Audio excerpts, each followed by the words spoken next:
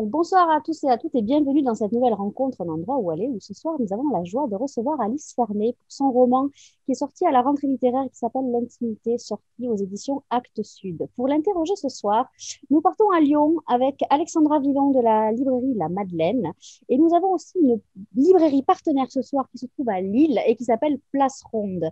Avant de vous laisser la parole, mesdames, je vais rappeler aux participants qui peuvent poser des questions par l'intermédiaire du petit onglet Converser et je viendrai les poser à la fin à Alice. Mesdames, je vous souhaite une belle rencontre et je vous dis à tout à l'heure.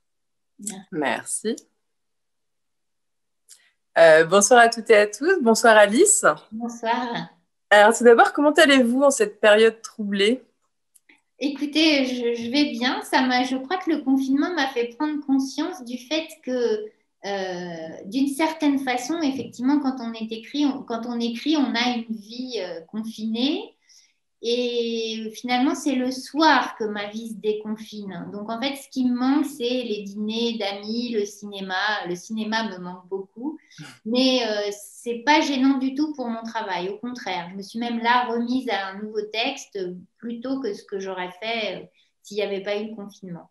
D'accord. Et est-ce que vous avez eu la chance de pouvoir retourner flâner en librairie puisqu'elles sont Ah ouvertes? oui, bah ça, j'ai trois librairies assez près de chez moi et donc oui, j'y suis allée. Et puis, comme je vous l'ai raconté en privé, j'ai eu Oui. l'expérience d'une FNAC où j'ai vraiment pris conscience de la grande quantité de livres qu'on publie, ce qui est une bonne chose pour les lecteurs, évidemment, mais plus difficile pour les auteurs parce que exister là-dedans, c'est pas facile. Mhm. Alors, je me suis posé une question. C'est vrai qu'on a beaucoup parlé des librairies et des libraires pendant le confinement. Il y a eu beaucoup d'articles, on a été très contents. Mais on a peut-être moins parlé des auteurs qui ont plus eu l'occasion en fait d'aller à la rencontre de leurs lecteurs à partir du mois d'octobre pour justement aller en librairie. Comment vous avez vécu cela pour la promotion en fait de votre livre, de ne pas pouvoir aller en librairie? Bah écoutez, moi en fait, j'ai surtout pensé aux libraires assez bizarrement parce que d'abord, je veux que les libraires aillent bien, parce que pas de librairie, enfin j'imagine si les librairies fermaient, chaque fois que j'ai vu une librairie fermée, ça m'a vraiment arraché le cœur, donc je veux que les libraires aillent bien. Donc j'ai surtout pensé pourvu que ça soit pas trop difficile pour l'économie de la librairie. Après, moi, en fait, bah, ça a juste flatté ma paresse, hein. C'est-à-dire qu'au lieu de s'amuser, d'aller à Place Ronde à Lille ou d'aller à Rambouillet ou je ne sais où, bah, je suis restée chez moi et j'ai travaillé. Voilà. Ouais, vous n'avez pas du tout fait de rencontres par Zoom, Oui, hormis... oui, j'en ai fait. D'accord. J'en ai même fait une avec le salon du livre de Montréal. Alors, vous voyez, c'était Ok.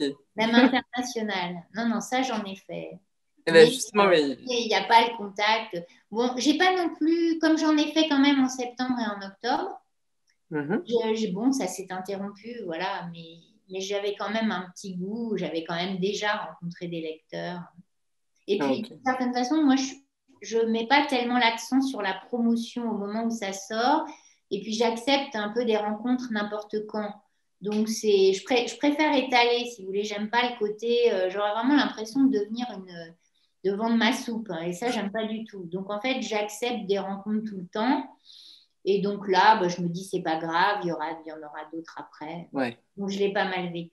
Ok. Je me suis juste inquiétée de l'économie de la librairie. Voilà. Eh bien, écoutez, ça va. Le monde est au rendez-vous. Les gens, les clients sont là, en tout cas. Bah, du coup, grâce à un endroit où aller ce soir, on peut parler de l'intimité, donc votre nouveau roman que je montre là.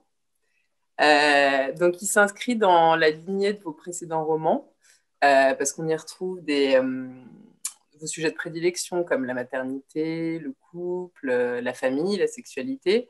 Donc, on peut citer alors le tout premier, le ventre de la fée, l'élégance des veuves, conversation amoureuse et les bourgeois.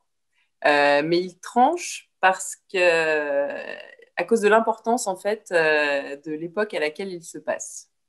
C'est aujourd'hui, c'est la modernité avec des problématiques très contemporaines. Euh, et, et, comment dire, euh, j'ai vraiment moi senti une différence.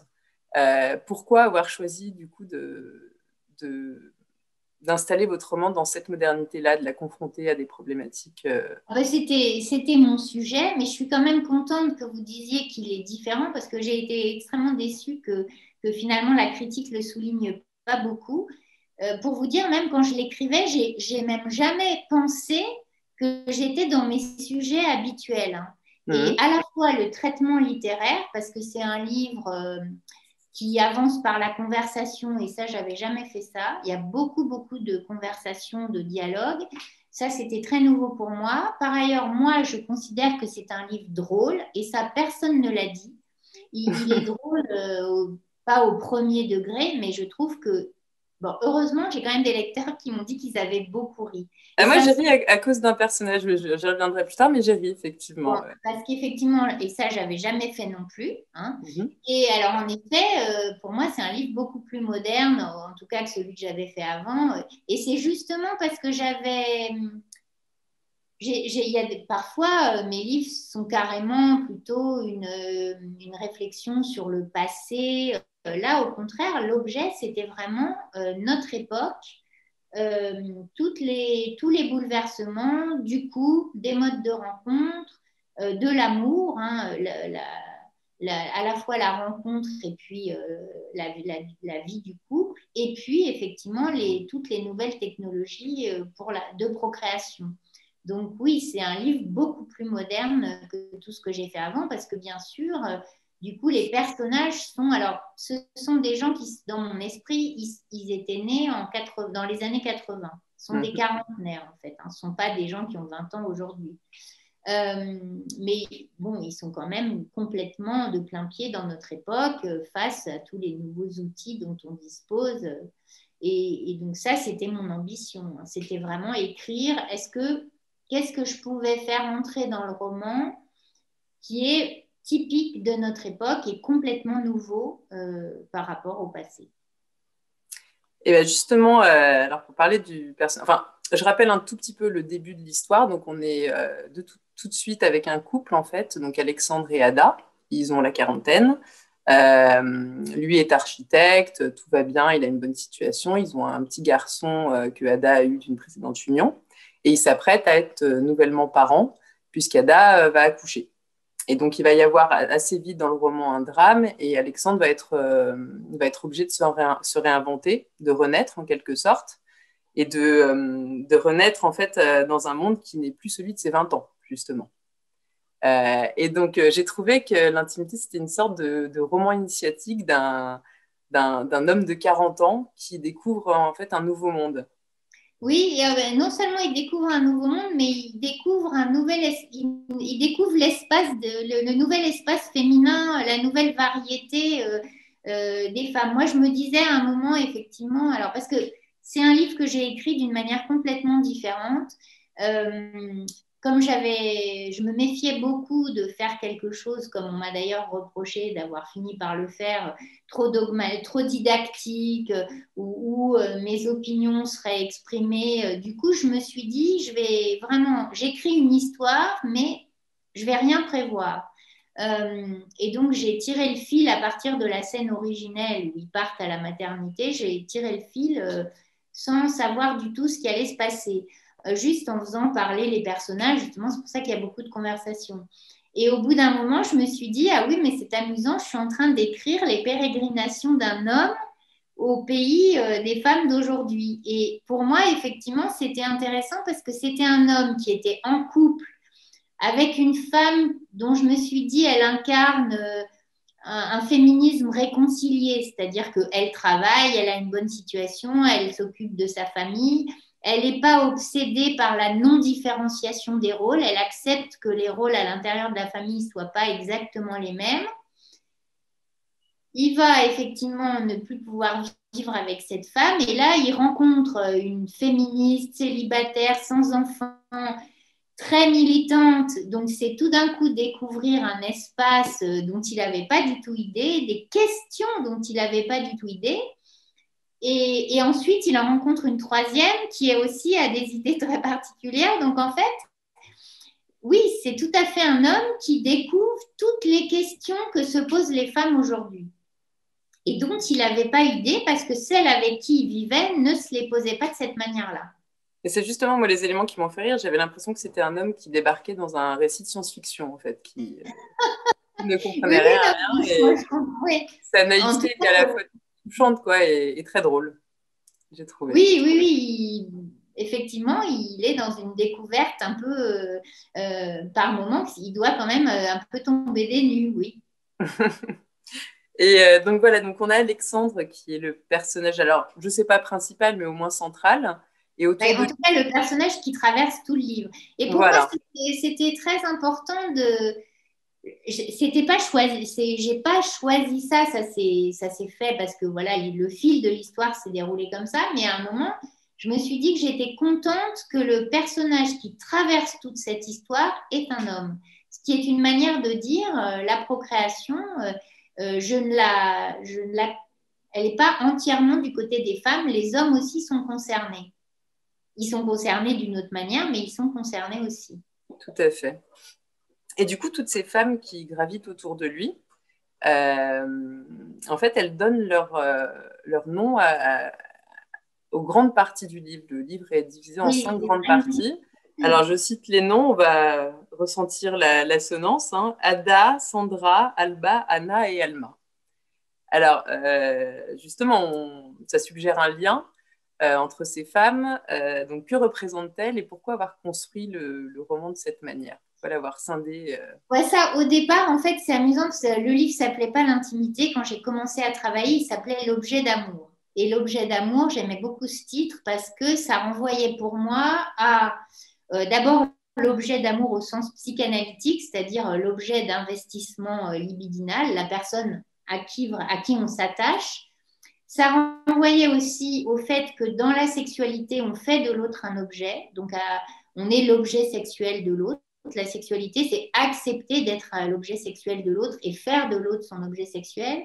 Et ça renvoyait aussi à tous ces débats sur l'enfant qui est désiré comme un objet, à l'enfant marchandisé, à l'enfant objectivé. Donc, je trouvais ça pas mal. Et puis, du coup, aussi, ça m'a fait penser à l'objet A de Lacan. Et du coup, je me suis dit, je vais appeler toutes mes femmes par toutes les femmes qui vont être des femmes pour Alexandre, je vais les appeler d'un nom qui commence par A. Donc, c'est comme ça que j'ai eu Ada, Alba et ensuite Alma. C'était un petit clin d'œil à l'objet A, voilà. Et ensuite, la construction, ça, c'est venu vraiment pendant que j'écrivais le roman. Hein, vous voyez, ça, c'est la magie de comment viennent les idées. Je ne l'ai pas prévu. Mais à un moment, bon, ça commence par cette naissance. Ensuite, il y a toute une partie de conversation avec la voisine. Ensuite, il va faire une rencontre et ça paraissait naturel. Mais ça m'est venu juste au fil de l'écriture. Hein. Très bien. Et finalement, ça recouvre bien ce chemin d'Alexandre au milieu des femmes. C'était très parfait, quoi.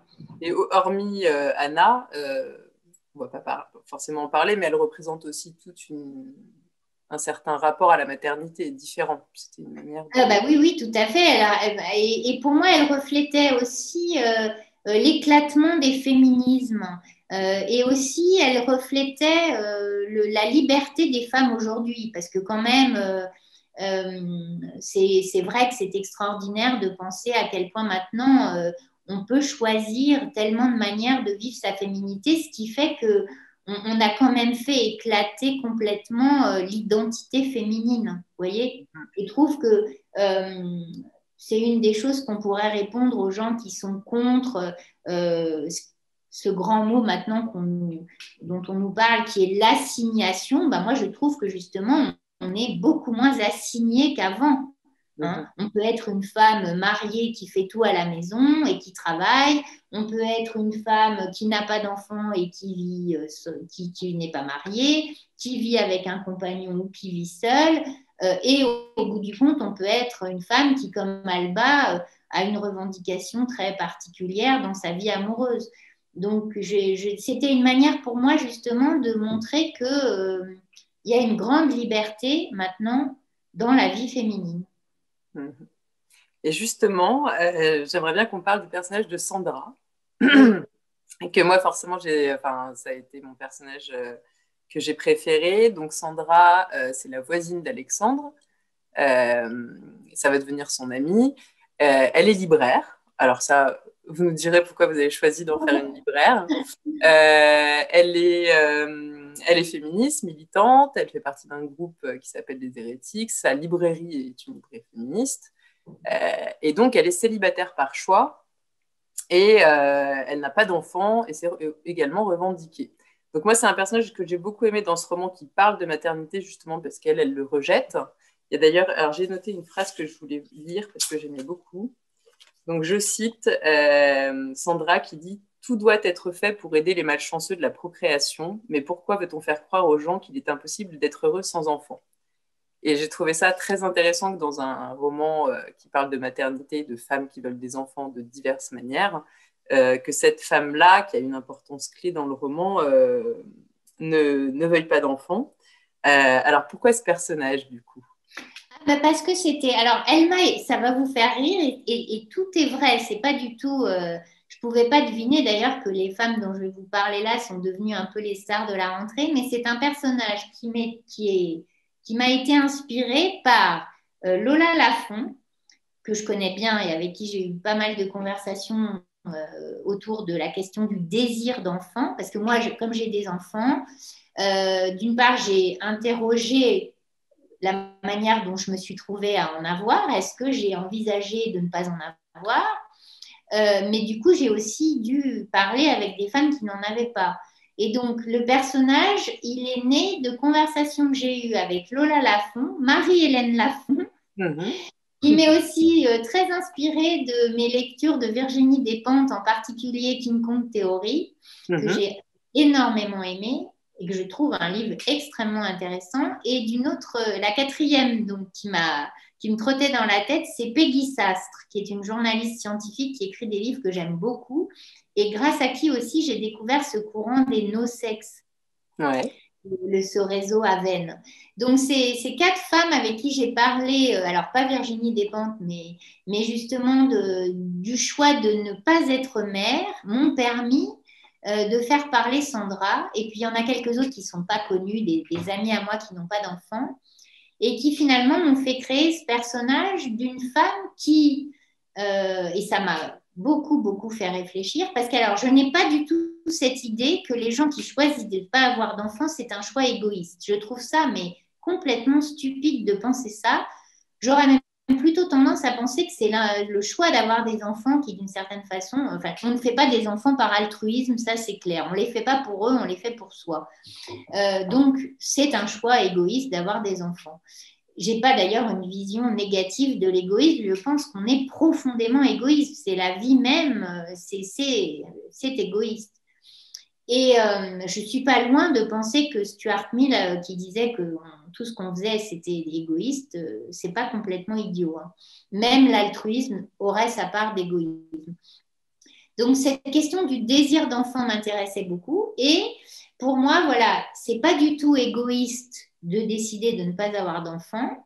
Ça peut même être une manière de reconnaître sa faiblesse en face de la responsabilité immense que c'est d'avoir un enfant. Il y a quand même des gens qui ont des enfants et qui auraient mieux fait de ne pas en avoir parce qu'en effet, c'est une énorme responsabilité. C'est beaucoup de temps, beaucoup d'attention, beaucoup d'émotions dédiées à quelqu'un d'autre. Donc, en fait, le personnage de Sandra en a tellement conscience et elle sait aussi que si elle devenait mère, elle se dévouerait énormément et donc elle préfère ne pas, au fond, mettre le doigt dans cet engrenage. C'est parce qu'elle a une idée très sacrée de la maternité qu'elle préfère ne pas être mère.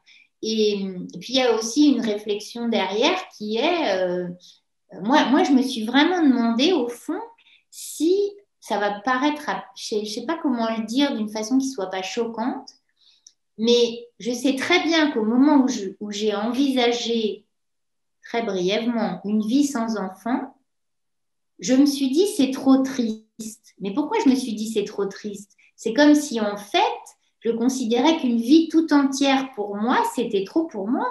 que j'en étais pas capable, au fond, c'est presque un constat d'impuissance à animer ma vie, moi toute seule. Hein. Et aujourd'hui encore, où je vois effectivement tout ce que je dois à mes enfants, je me dis, oui, je vis le fait que j'ai eu des enfants presque comme un manque de courage face à la vie. Vous voyez? La pression sociale, Est-ce qu'on peut comprendre ça? C'est pas assez fort pour faire sa vie, pour vivre sa vie toute seule, voilà. Ouais, je comprends, mais voilà, la pression sociale joue aussi énormément son rôle et c'est vrai que. Moi, je n'ai pas eu le temps de la sentir.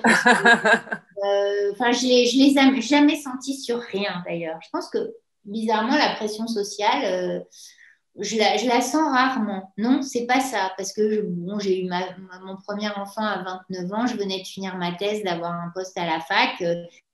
Ça s'est fait très rapidement. Donc, c'était pas la pression sociale, non. C'était une certaine idée de mon rapport à la vie. Voilà. Mais c'est pour ça qu'on choisit. Mais en tout cas, je pense que mon livre, en tout cas l'écrire, m'a fait justement questionner le désir d'enfant. Je ne sais pas si quand on lit, on se pose aussi des questions, mais... Ah, bien sûr. Et c'est en cela que ce personnage est hyper intéressant. C'est parce que... alors, je ne sais pas ce qu'il en est de la génération de ceux qui ont 20 ans, mais moi, j'ai beaucoup d'amis donc, dans la trentaine qui ont choisi de ne pas faire d'enfants. Et c'était important, un livre sur la maternité et intelligent, justement, de donner cette place-là oui. à ce Alors, je me suis quand même intéressée. J'ai regardé, il y a encore une minorité de femmes dans le monde, c'est 5% qui restent sans enfants jusqu'à la fin de leur vie. Le pays d'ailleurs où il y en a le plus, c'est l'Allemagne, où on a 8% des femmes qui n'ont pas d'enfants. Et c'est un taux assez faible, hein. Je n'aurais pas dit que c'était... C'est minuscule, oui. Bon, on peut quand même imaginer qu'il y a un instinct de reproduction dans l'espèce. Hein. Mais il est vrai que dans la jeunesse d'aujourd'hui, en particulier à cause des problèmes écologiques, l'argument écologique, on pèse trop lourd sur la planète, on est trop nombreux, l'humanité est beaucoup plus menacée par la surpopulation que par l'infertilité, c'est un fait, et qu'en effet, il y a plus de couples qu'autrefois qui disent on n'aura pas d'enfants. Il y a un nouveau discours autour de ça. Et du coup, voilà, donc le livre, il est intéressant d'une part parce qu'il il pose la question de comment on fait des enfants aujourd'hui, et à travers Sandra, pourquoi on fait des enfants aujourd'hui aussi. Comment effectivement on peut tout à fait vivre sans en avoir. Il y a d'ailleurs un livre qui sort là d'une de mes amies. Le livre s'appelle La maternité symbolique. Il est écrit par une historienne qui s'appelle Marie-Jo Bonnet. Et Marie-Jo n'a pas d'enfant et c'est la personne la plus heureuse, la plus joyeuse que je connaisse. Hein. Donc pour moi, elle incarne le fait qu'on peut avoir une vie merveilleusement riche sans avoir d'enfant. Et c'est un point de vue, somme toute, moderne, je trouve. On n'a pas vu. Oui, Sandra est très moderne. Et du coup, sur ce comment, c'est là que vous abordez en fait dans votre livre donc les progrès des nouvelles technologies et des nouvelles techniques en matière de médecine. Et donc, ça va aborder la PMA, l'adoption et la GPA. Alors moi, j'ai appris beaucoup de choses dans votre livre. Donc, j'imagine que vous êtes beaucoup documenté. Oui, tout ce que je raconte est vrai. Donc, j'ai fréquenté les sites de rencontres, tous les sites qui offrent divers services liés à la procréation. Et puis, par ailleurs, bon, j'avais aussi beaucoup lu. Donc, tout ce qui est dans le livre est vrai. L'histoire n'est pas vraie. J'ai inventé cette histoire, mais... les expériences que font les personnages, en particulier, ça m'a beaucoup amusé d'écrire des circulations sur Internet. Hein. J'appelais ça comme ça. C'est pour ça que je dis que le livre est moderne et que par moments c'est assez drôle. Ça, c'est réel. Ça existe vraiment comme ça. J'ai fait moi-même ces circulations en rentrant des mots-clés pour voir ce qui sortait. Et c'est vrai que je me suis bien amusée d'ailleurs. J'imagine. Et du coup, pour ces questions ces problématiques très contemporaines de PMA, de GPA qui divisent les individus, les sociétés, les pays. En fait, le progrès de ces sciences, ça ouvre un monde des possibles. C'est vraiment le monde de demain, qui est assez vertigineux et auquel il faut poser des limites. Et comme c'est un sujet assez sensible, je me suis demandé quel a été votre parti pris en fait, au sein de la fiction pour aborder ces questions-là. Mon choix, en fait, dès le début, c'était justement de ne pas avoir un parti pris, moi. Alors, c'est pour ça que le livre est fait de conversations, c'est-à-dire que, en fait, moi, je prends pas parti. Je donne la parole à différents personnages qui chacun ont des idées différentes et pour des raisons différentes. C'était ça, même par exemple dans les circulations sur Internet, c'est très factuel. Le narrateur ne fait pas de commentaires. C'est vraiment les personnages qui vivent leur découverte et qui ensuite se posent des questions, discutent. C'était ça la méthode. Littérairement, il fallait vraiment que je m'absente du livre. Et d'une façon générale, j'aime bien ce travail parce que moi, en fait, ça me permet de circuler dans les têtes. Mais justement, donc, voilà, je l'ai embrassé à chaque fois les points de vue du personnage. Ouais. Et c'est ça qui m'intéresse d'une manière générale. J'ai toujours beaucoup aimé cette phrase de Romain Gary qui disait « J'écris pour aller chez les autres ». Moi, c'est exactement mon point de vue. J'écris pas pour raconter ma vie, j'écris pour justement m'intéresser à celle des autres. Donc là, évidemment, moi, j'ai un avis sur certaines. J'ai un avis principalement sur la gestation pour autrui. Donc, il y a un des personnages qui porte cet avis-là. Mais je considère que j'ai assez honnêtement donné la parole aux autres aussi. Mais je crois que justement, le parti pris, il est dans cet éclatement de la parole qui est super intéressant. On voit tout, que ce soit dans les fragilités des personnages, pourquoi ils vont vouloir penser à ça. Enfin, non, c'est un parti pris intéressant pour ça. C'était pas facile à faire littérairement. Parce qu'un livre qui serait que des débats autour d'une question, c'est pas facile. Alors en même temps, je me disais, quand un couple a ce problème, clairement, ça devient assez obsessionnel et c'est très réel qu'à mon avis, ils en parlent beaucoup. Ce qu'il y a, c'est que c'est tout le paradoxe qu'on découvre parfois quand on écrit, c'est que quelque chose de vrai dans la vie peut ne pas tellement bien passer quand il se trouve écrit. Et vous avez vu que ma bouée de sauvetage, c'était l'érotisme. C'est-à-dire qu'en fait, à chaque fois, j'ai rompu les conversations par des scènes d'amour. Et ça me plaisait beaucoup. Après, je ne sais pas si ça a marché. Visiblement, il y a quand même des tas de critiques qui n'ont pas aimé, puisque j'ai eu plusieurs papiers qui disaient à la fin, c'est trop didactique, qui aimaient beaucoup la première partie du livre, qui est légère, enfin, qui est à la fois lourde et légère, mais c'est beaucoup des conversations sur l'amour, la rencontre, le corps dans l'amour. Donc, les gens, apparemment, les critiques ont lu ça facilement, puis ils ont moins aimé quand on rentre dans vraiment cette question de comment on va faire cet enfant. Donc, quand ça devient dérangeant, en fait, ils n'ont pas aimé, c'est ça? Moi, en tout cas, je me suis beaucoup amusée et puis j'ai adoré écrire ces scènes érotiques particulières qui étaient censées reposer le lecteur des conversations. Je ne sais pas si ça fonctionne, mais enfin, si, il y a déjà des amis qui m'ont dit que ça fonctionnait. Mais... Oui, ça donne un souffle, c'est sûr. Bon, c'était... Parce que ça soulève quand même beaucoup de questions, ce roman, et ça fait réfléchir. Justement, c'est aussi le but d'un roman, mais c'est ce que j'ai aimé, c'est que la GPA, la PMA, c'est des questions qu'on a dans un coin de notre tête. Quand ça ressort dans les médias, on y repense, mais sinon, on n'y repense pas et on les met de côté. Là, ça permet de les repenser, là, c'est mais bon, je trouve aussi que c'est un peu un livre qui interroge ce qu'on attend du roman aujourd'hui. Moi, c'est vrai que j'ai jamais voulu écrire des petites histoires anecdotiques. Ça m'a jamais tenté. Quand je travaille, j'ai toujours je sépare distinctement le fait que le roman, c'est raconter une histoire, mais que cette histoire, on la lit pour une certaine raison, elle a une signification qui va au-delà d'elle. Et ça s'appelle le sujet. Moi, j'ai toujours l'idée de mon sujet. Alors là, c'est vraiment le couple, le désir d'enfant et la procréation aujourd'hui. Et puis mon histoire, cet homme qui va rencontrer plusieurs femmes et cheminer et découvrir des choses dont il n'avait pas tellement idée dans sa vie amoureuse initiale. Mais effectivement, il peut y avoir des lecteurs aujourd'hui qui cherchent des livres plus légers, ça c'est possible. C'est vrai. Et du coup, j'avais une question sur le personnage d'Alba, qui est un personnage très particulier. Du coup, on ne va pas trop en dire non plus. Non, c'est bien. Enfin, beaucoup de gens, malheureusement, on me dit trop, mais merci. Ouais, voilà. Donc, Alexandre va rencontrer une femme, une intellectuelle, qui a un rapport particulier à la sexualité et qui...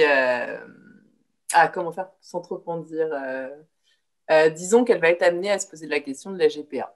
Oui. Et moi, ma question, c'était pourquoi avoir choisi ce personnage qui pourrait éventuellement agacer certaines personnes. Ah oui, elle est très agaçante. Oui. Voilà. Parce qu'en gros, elle peut avoir des enfants, mais elle se tourne vers la GPA. Et du coup, pourquoi elle ne va pas choisir l'évidence, un couple stérile, pour justement aborder cette question? Un couple pas stérile, mais dont le comportement sexuel est stérile. C'était ça qui m'intéressait, justement, parce que pour moi, alors... au début, parce que en fait, quand j'ai commencé le livre, j'avais juste 2 idées. Je m'étais dit, je vais raconter l'histoire d'un couple qui veut un enfant sans faire l'amour. Parce que c'est ça la modernité. C'est considéré maintenant que bon, on a pendant très longtemps, on s'est dit super, on maîtrise maintenant grâce à la contraception, on peut faire l'amour sans faire un enfant. Et maintenant, grâce à la PMA, on peut faire un enfant sans faire l'amour. Et c'était ça que je trouvais intéressant. Donc, j'avais cette espèce d'idée qui n'était pas du tout facile à mettre en œuvre. Et puis, j'avais l'idée il y aura un accouchement qui ne se passe pas très bien. Et puis, en fait, comme c'était la seule scène que je voulais raconter, j'ai commencé par cette scène, puis j'ai tiré mon fil. Et pendant que je réfléchissais, qu'est-ce que ça va être ce couple qui ne veut pas faire l'amour, mais qui veut un enfant, j'ai découvert ce réseau à veine des asexuels. Et du coup, ça m'a donné l'idée de ce personnage d'Alba. Et pour moi, en plus, elle était vraiment le plus moderne des personnages, c'est-à-dire vraiment le personnage qui porte une revendication qui est quand même singulière et même, on peut dire, un peu inouïe. Vous voyez ? Et ça me paraît vraiment quelque chose d'emblématique d'aujourd'hui. Ça, pour moi, ça renvoie à je suis un garçon, mais non, j'ai envie de devenir une femme. Ça renvoie à je veux un enfant, mais je ne veux pas faire l'amour. Ça renvoie à je suis lesbienne, je fais l'amour dans le rôle du garçon, donc je veux qu'on dise que je suis un garçon. Ça renvoie à des choses qui sont vraiment des revendications qu'on n'aurait pas imaginées il y a même 30 ans. Des revendications très modernes. Et donc, pour moi, Alba, elle renvoie à cette modernité qui est une puissance extraordinaire de se choisir soi-même, de choisir une vie dans des dimensions qu'on n'aurait pas de liberté, dans des puissances de liberté qu'on n'aurait pas conçues autrefois. Donc, c'est ça qui m'intéressait dans ce personnage. C'est ces nouvelles libertés d'aujourd'hui. Et je trouve que ça fonctionne très bien. En posant évidemment la question, en allant dans la vie réelle, c'est-à-dire, parce qu'en théorie, d'ailleurs, ma scène préférée dans le livre, c'est quand même la scène où elle explique à Alexandre sa vision de la sexualité. C'est hyper intelligent. Enfin, je veux dire, ça se tient. Hein. Après, il y a la question, justement, je trouvais ça intéressant de passer de la théorie à la pratique. Pour moi, Alba, elle est sublime en théorie. Qu'est-ce qu'il en est en pratique ? Voilà. Et c'est ça les questions qu'on peut se poser aujourd'hui. Parce qu'au fond, elle reflète pour moi notre rêve technique de nous libérer des contraintes physiques et des contraintes corporelles. Mais jusqu'où ça peut aller, ça ? C'est une des questions que je me posais en écrivant le livre. Mais je pense avoir été de bonne foi, c'est-à-dire que vraiment, quand je suis dans sa tête, j'y vais franco. Hein. Et ça m'a passionnée d'ailleurs. Ah, c'est un personnage très intéressant et Voilà. je trouve que grâce à elle, enfin c'est à travers elle qu'on ressent bien que c'est pas du tout un bouquin sur la GPA, la PMA, voilà. C'est un bouquin sur la sexualité moderne aujourd'hui, Ouais. comment faire l'amour aussi aujourd'hui ou Bah, pas. par exemple, j'ai un ami qui m'a dit une chose que j'ai trouvée très intelligente. Il m'a dit, Alba, elle renvoie aux hommes l'image de la sexualité telle qu'il l'impose aux femmes. Et elle leur dit, moi, votre sexualité, ça me fait chier. Et c'est plutôt amusant. Et je suis d'accord, c'est intéressant. Il a tout à fait raison. Il avait tout à fait raison. Très bien. Je suis revenue, je ne sais pas si vous m'avez vu. Oui, je vais redonner Oui, la parole à on Nathalie. voit. Merci Alexandra, beaucoup, tu as Alice. terminé? Oui, Merci, Alexandra. merci. Je voulais juste faire une petite parenthèse parce que tout à l'heure, vous avez cité Lola Lafont. Je voudrais juste dire que Lafont a remporté aujourd'hui le prix du roman des étudiants France Culture Télérama Ah, 2021. Donc, on la Bravo. félicite. Voilà. bah, c'est Juste, mérité parce Tout que à son fait. livre est... Mm. C'est qui est mérité. aussi un auteur de votre maison d'édition, un auteur Bah, oui, Actes oui, Sud. j'aime beaucoup Lola, je suis amie avec elle. Moi, je voulais vous remercier aussi parce que Alice, avec tout ce que vous venez de nous raconter, on comprend vraiment très bien le lien qu'il y a entre la séparation qui existe entre l'écrivain et son personnage. Donc, je voulais vraiment vous remercier pour ça parce que là, vous avez très bien expliqué ce lien qui existe entre l'écrivain justement et le personnage. Il y a des questions qui sont arrivées. Il y a une question de Catherine qui est-ce que la lucidité qui anime un écrivain peut être un poids? Ah oui, elle a tout à fait raison, Catherine. Merci pour cette question. Euh, déjà, en fait, cette question, elle renvoie beaucoup à la place que l'auteur se donne dans la narration, hein. Vous avez des auteurs qui interviennent beaucoup, qui commentent beaucoup, qui sont très présents en tant que narrateurs omniscients. Et justement, quand l'auteur, là, dans ce livre-là, moi, comme je savais que j'avais un avis, je me suis méfiée de moi-même. C'est sûr. Et, et en effet, vous savez, il y a une assez belle définition du roman par par un théoricien de la littérature qui s'appelle Vincent Colonna et qui parle du alors ce qu'on moi j'appelle le roman, c'est-à-dire ce qui se sépare par exemple de l'autofiction, hein, lui il a fait d'ailleurs sa thèse sur l'autofiction et il définit ce qu'il appelle le grand roman réaliste, ce qu'on appelle nous le roman Balzac, Tolstoï, Zola, comme une narration dans laquelle l'auteur fait un effort pour s'effacer. Vous vous souvenez que Flaubert disait à George Sand dans ses lettres, moi je cherche à atteindre l'essence des choses et donc je m'efface le plus possible. Et je pense que c'est effectivement moi ce que j'essaye de faire. J'essaye vraiment de me mettre à la place du personnage dans la situation où il est en étant le moins possible présente. Et effectivement, tout ce que je peux penser, c'est pas la question si j'écris, par exemple, si j'écris cette scène où Alba parle à Alexandre de son idée de la sexualité, qui est évidemment pas du tout la mienne. Il faut que toutes mes lucidités, pour reprendre le mot de Catherine, je les mette de côté pour envisager. Et c'est possible, hein. Vous savez, Virginia Woolf disait il est beaucoup plus facile qu'on ne le croit d'aller dans la tête des autres. Et pour moi, c'est l'intérêt numéro un de l'écriture. C'est-à-dire que dans la vie où tout va très vite, on n'a pas souvent le temps d'envisager le point de vue de l'autre. Et c'est fréquent parfois qu'une amie vous parle, elle vous dit quelque chose et elle vous dit mais tu peux pas comprendre. Et pour moi, la littérature, c'est justement ce défi. Je vais y passer le temps, mais je vais comprendre ce que vit quelqu'un qui se trouve dans cette situation, qui pense cette chose-là, qui veut cette chose-là. Par exemple, cette femme qui veut un enfant de cette façon-là et puis qui rencontre des obstacles. C'est ça l'intérêt de l'écriture, c'est qu'on y passe du temps et du coup, on dépasse complètement les préjugés, les premières pensées qui sont jamais très profondes, et on arrive. Et je peux même vous dire une chose. Moi, je fais des expériences par l'écriture. J'en ai fait souvent, et je ne les fais d'ailleurs que quand je travaille beaucoup, mais qui sont pour moi des expériences paranormales de l'ordre de ce que, par exemple, les gens qui font de la méditation appellent le voyage astral, hein. Votre esprit quitte votre corps et il est ailleurs, il est dans la tête de quelqu'un d'autre, il est dans une scène que vous ne vivez pas puisque vous êtes en train d'écrire. Ça me fait toujours penser à la phrase de Duras qui disait et quand j'écris, je ne suis pas là. Ben oui, je ne suis pas en moi. Je suis là où je veux écrire. Est-ce que j'ai répondu à la question de Catherine? Je pense que vous avez très bien répondu à la question de Catherine. Je voudrais qu'on parle de votre écriture, parce que dans ce roman, il y a très peu de personnages par rapport au précédent. Oui. Alors, quelle a été, en termes de travail, la différence et comment ça a conditionné votre écriture? Je pense que, comment dire, j'ai toujours conscience qu'un livre, c'est la voix, c'est une voix. Quand chacun de nous, parce que moi je suis beaucoup plus lectrice qu'auteur, hein, j'écris un livre tous les 3 ans et j'en lis 100 par an. Alors, vous voyez, c'est facile de faire le rapport. Donc, je me sens vraiment une lectrice, pas du tout une auteure.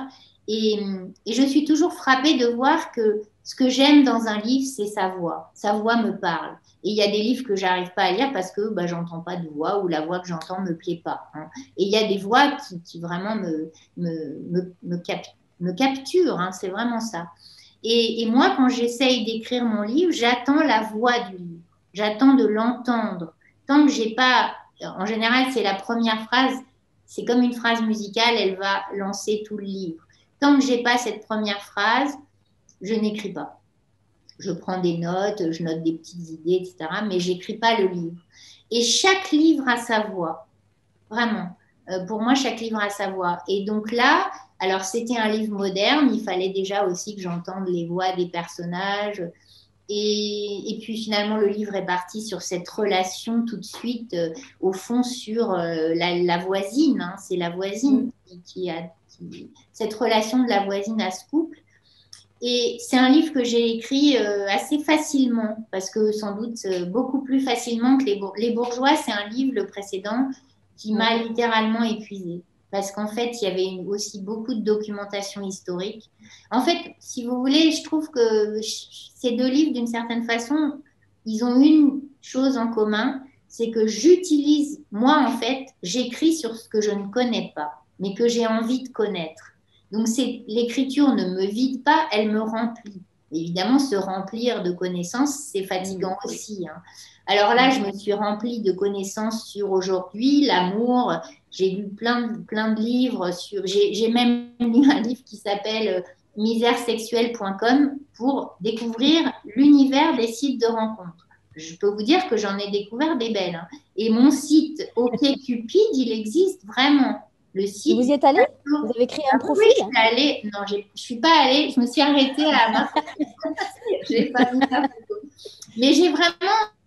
D'ailleurs, j'ai beaucoup admiré les gens qui vont jusqu'au bout parce que c'est quand même c'est difficile de se présenter, de se révéler et de donner envie aux autres. Mon Dieu, c'est très, très dur. Donc là, je me suis documentée sur tout ça. Les Bourgeois, c'était historique. Et là, la documentation était énorme puisque c'était des années et des années. Ouais. Là, c'est plus sur un sujet aujourd'hui. Mais donc, il y a quand même une... Alors après, moi, vous savez, quand les gens vous parlent de votre écriture, vous êtes celui qui peut le moins l'apercevoir. Moi, je ne la vois pas, mon écriture. Je ne me reconnais pas. Alors, Carole rebondit sur votre côté de lectrice. Quel roman vous a fait rêver récemment? Alors, quel roman m'a fait rêver récemment? Alors là, attention, parce que j'ai pas lu. Figurez-vous que là, en ce moment, je lis pour mon prochain livre. Si, alors dans les livres de la rentrée, j'ai énormément aimé le livre de Muriel Barberis, Une rose seule, que j'ai trouvé. Qu'on avait hier soir en rencontre. Une merveilleuse poésie. Ah ben, je regarderai sa rencontre. Donc ça, c'est vraiment un roman qui m'a énormément plu. Et alors, attendez, j'ai un trou de mémoire. Faudrait peut-être que j'aille me... Si, j'ai lu... j'ai relu Disgrâce de John Maxwell Coetzee, que j'avais lu il y a presque 20 ans. Et non, pas il y a 20 ans, parce qu'il est 2004, ce livre. Donc, il y a 16 ans. Et que j'ai relu là. Et qui m'a fait rêver, pour le coup, là... à une écriture qui m'a fait rêver, et c'est ce que je vais faire, qui m'a fait rêver d'écrire un livre au présent, ce que j'ai jamais fait et que j'ai commencé à faire là depuis à peine 10 jours, vous voyez. Et sinon, j'ai lu un autre livre d'un jeune écrivain dont j'avais lu Un automne de Flaubert, Alexandre Postel. Et là, je viens de lire de lui Un homme effacé, un livre qui s'appelle Un homme effacé, qui est l'histoire d'un universitaire accusé à tort d'avoir regardé des images pédopornographiques. Et j'ai trouvé que c'était un livre très bien fait, avec une fin très inattendue et qui explore très bien ce sujet de l'accusation d'un innocent, finalement. Voilà, deux réponses. Et sinon, j'ai lu... Et un livre que vous conseilleriez, là, si jamais pour Noël, quel livre vous aimeriez que les lecteurs lisent? Écoutez, le plus beau livre que j'ai lu depuis une dizaine d'années, c'est Le temps où nous chantions de Richard Powers, qui est le livre que je rêverais d'avoir écrit. Alors, pour des gens qui aiment la musique, pour des gens qui aiment l'Amérique, c'est un livre éblouissant. On cite souvent Pastorale américaine de Philip Roth, qui est un de mes écrivains préférés, dont j'ai lu les 29 des 30 romans. Il y en a un seul que je n'ai pas lu, qui est le grand roman américain, un livre sur le baseball, qu'on trouve pas, que j'ai jamais trouvé en France. Et Richard Powers, c'est vraiment un livre c'est une fresque sur une famille américaine. Ça se passe de 1933 à 1990. Ça se termine au moment des émeutes à Los Angeles. Et c'est l'histoire d'une famille de musiciens. Et c'est vraiment un chef-d'œuvre. Pour moi, c'est un chef-d'œuvre. Ça fait 800 pages. C'est un gros livre. Je conseille d'ailleurs de l'acheter dans l'édition brochée, pas dans l'édition de poche, parce que là, c'est très difficile à lire. Mais pour moi, c'est le plus beau livre que j'ai lu depuis des années. Et est-ce que vous avez lu de cet auteur La Chambre aux échos? Je l'ai lu aussi. J'ai lu plusieurs livres de cet auteur, mais pour moi, Le temps où nous chantions, il reste inégalé. Donc, on mettra votre référence de choix. En tout cas, moi, je n'ai plus de questions. Je vais redire que votre merveilleux livre, L'intimité, est disponible dans la librairie d'Alexandra, qui s'appelle la librairie La Madeleine à Lyon. Il est aussi disponible dans la librairie Place Ronde à Lille. Oui, où je devais aller, mais j'espère qu'on va reporter cette rencontre. Je ne sais pas s'ils écoutent, mais je compte bien y aller. Donc, à partir du 15, on pourra circuler dans toute la France. Donc, si vous avez envie d'aller acheter votre librairie à Lille, vous allez pouvoir aller l'acheter à Lille et vous pouvez aller aussi à Lyon l'acheter. Je vais vous remercier toutes les deux d'avoir été là avec nous ce soir.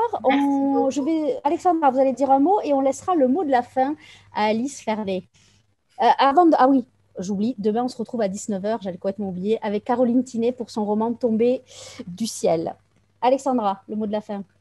Merci beaucoup à Alice, merci à Nathalie et Frédéric. Donc, je remonte le livre que je vous conseille d'aller acheter effectivement dans les librairies tant qu'elles sont encore ouvertes, parce que c'est un livre qui soulève des questions qui sont importantes, qui sont passionnantes et qui feront réfléchir sur le monde d'aujourd'hui et le monde de demain. Voilà, donc je le conseille vivement.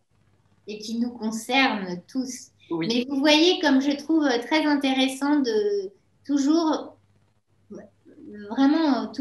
voir à quel point la technique est ambivalente. Elle nous apporte énormément de choses et puis, de temps en temps, elle nous en fait perdre.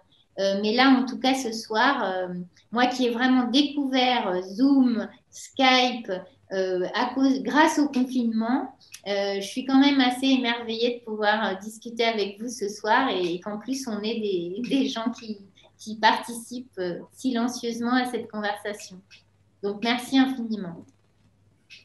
Merci à vous. Vous êtes devenu donc un auteur 2.0, Alice. C'est formidable. Oui, c'est ça, voilà, exactement. Mais j'espérais il faudra mettre un... Pourquoi j'avais choisi une libraire, c'était parce que je voulais une intellectuelle, mais qui ne faisait pas ce que moi je fais, ou prof, ou écrivain. Donc je me suis dit, libraire, c'est parfait.